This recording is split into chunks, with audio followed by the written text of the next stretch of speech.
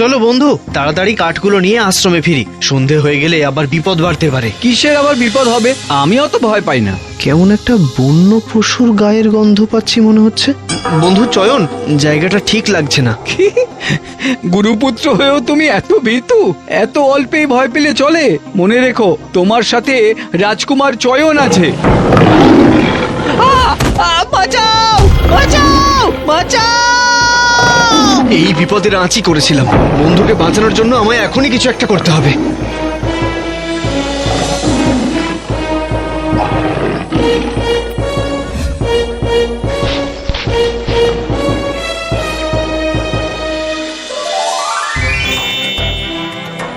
হারুনি, এটা তুমি কি করে করলে? জাদুবিদ্যার সাহায্যে। সত্যি, তুমি না থাকলে আজ আমার যে কি হতো।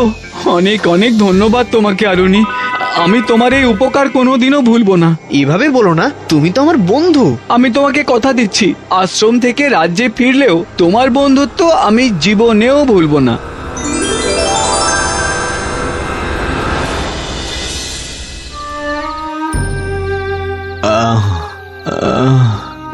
পুত্র, পুত্র হারুনি, আমার সময় শেষ হয়ে এসেছে। এবার এবার আশ্রমের দায়িত্ব তোমাকে।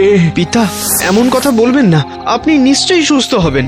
না না পুত্র, এটাই বিধির বিধান। মোটেই না। আমি ভালো বৈদ্য আনবো চিকিৎসার জন্য। হ্যাঁ হ্যাঁ, আমি বরং কালই যাব বন্ধু চয়নের রাজ্যে। এই অবস্থা শুনলে সে নিশ্চয়ই সাহায্য করবে।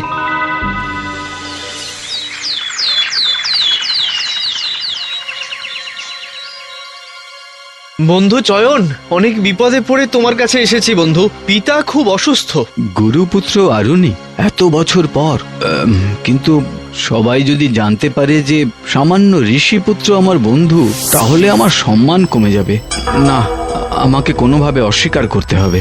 কি এক সামান্য সাধু মহারাজকে বন্ধু নাম ধরে সম্বোধন করছে? মহারাজ, আপনি কিছু বলুন। হ্যাঁ, আমিও তো অবাক। কে তুমি ভাই? আমি তো তোমাকে চিনি না। আর তোমার পিতা অসুস্থ, তাতে আমারই বা কি করার আছে? আমি গুরুপুত্র আরুনি, তোমার আশ্রমের বন্ধু। তুমি আমায় ভুলে গেলে? বন্ধু? না, আমার এমন কোনো বন্ধু নেই, বা ছিলও না। নেই? আচ্ছা, বুঝতে পেরেছি। তুমি আমার সঙ্গে মজা করছো, তাই না? আমি এই রাজ্যের রাজা, আমি কারোর সাথে মজা করি না। আর তোমার মতন গরিব সামান্য সাধুর সাথে তো আরোই না। বন্ধু চয়ন, জঙ্গলে আমি তোমার প্রাণ বাঁচিয়েছিলাম, তুমি সব ভুলে গেলে? বলো কি? একজন রাজার সামনে তুমি নিজেকে বীর প্রমাণ করতে এসেছো? এখনই বেরিয়ে যাও এখান থেকে। বন্ধু, আজ নিজের বর্তমানের জন্য অতীত ভুলে গেলে? বেশ, একদিন তোমার সব ঠিকই মনে পড়বে।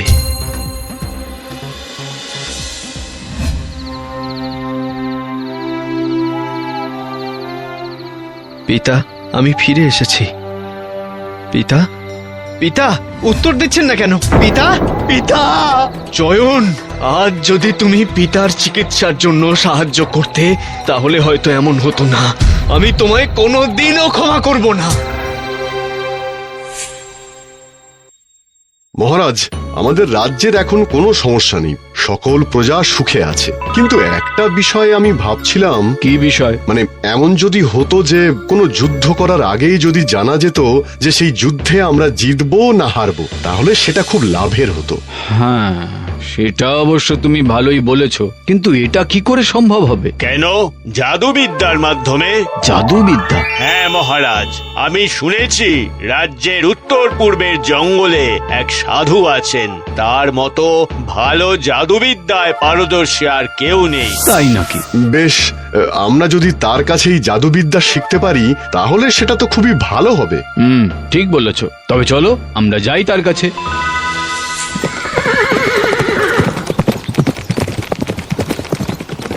বেশ ঘন জঙ্গল।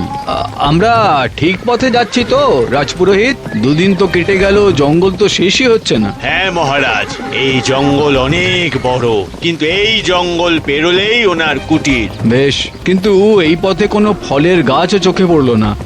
মন্ত্রী, খাদ্যের পরিমাণ যথেষ্ট আছে তো? আজ্ঞে মহারাজ, না না, চিন্তার কোনো কারণ নেই। রাজ্যে ফিরে যাওয়া অবধি খাদ্যের কোনো অভাব হবে না। বাহ, তবে তো সব ঠিকই আছে।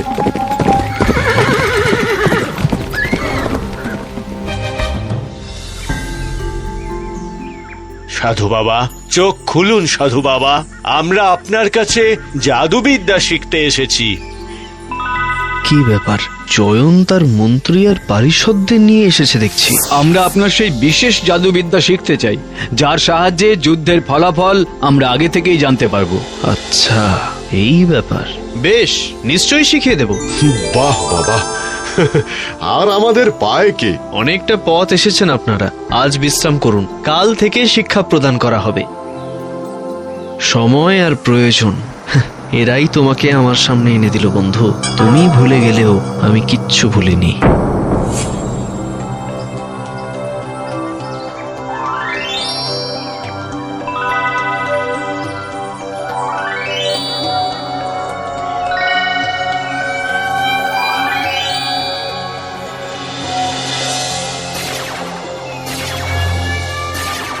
আপনাদের শিক্ষা সম্পূর্ণ হয়েছে।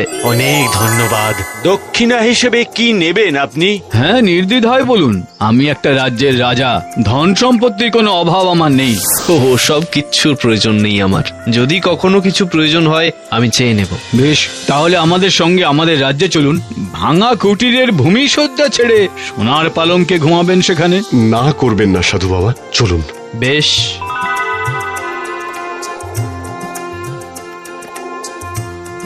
সম্পত্তির লোভ আমার নেই চয়ন, তবে এইবার তোমার করা সেই অপমানের প্রতিশোধ নিশ্চয়ই নেব আমি।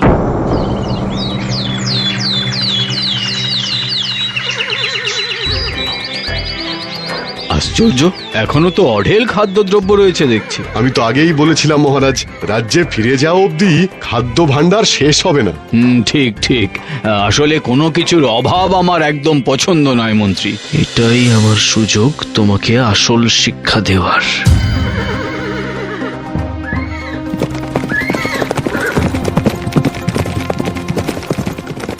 অভাব যে কি সেটা এবার বুঝবে তোমরা। এই জঙ্গলের পথও শেষ হবে না, আর আমার জাদুর প্রভাবে তোমাদের খিদেও ক্রমাগত বাড়তে থাকবে।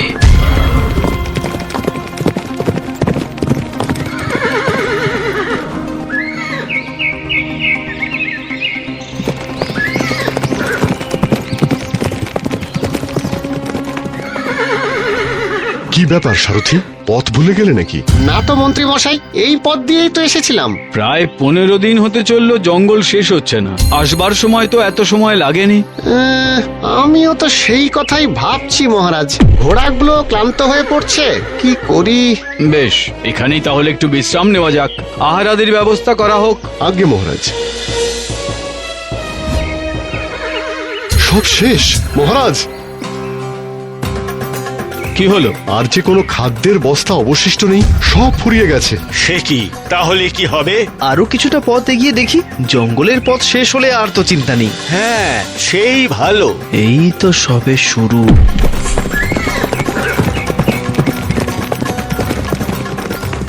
মহারাজ, এভাবে না খেয়ে থাকলে রাজ্যে পৌঁছানোর আগেই তো প্রাণ চলে যাবে। হ্যাঁ, মন্ত্রী মশাই ঠিকই বলছেন। আরো যে কত পথ বাকি বুঝতে পারা যাচ্ছে না। কিন্তু কি করা যায় এখন?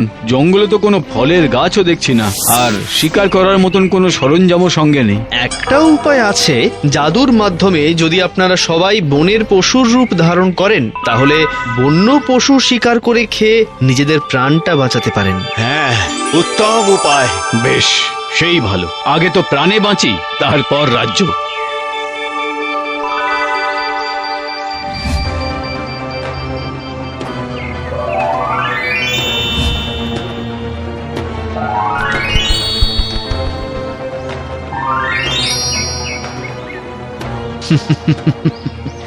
এবার বোঝো বন্ধু, যে সিংহাসনের জন্য তুমি আমাকে ভুলে গেছো, আজ পরিস্থিতির চাপে নিজেই সেই সিংহাসন ভুলে গেছো।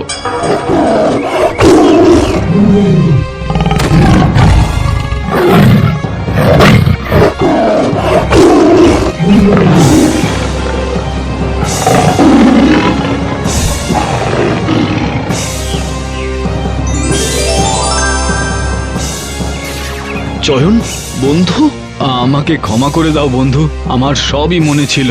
আমি অহংকারের বশে অস্বীকার করেছিলাম তখন। বন্ধু আমাকেও ক্ষমা করে দাও, ক্রোধের বশে জাদু করে আমি অনেক বড় ভুল করতে যাচ্ছিলাম। এসো বন্ধু, আমরা সমস্ত পুরনো কথা ভুলে আবার নতুন করে বন্ধুত্ব শুরু করি। ঠিক বলেছ।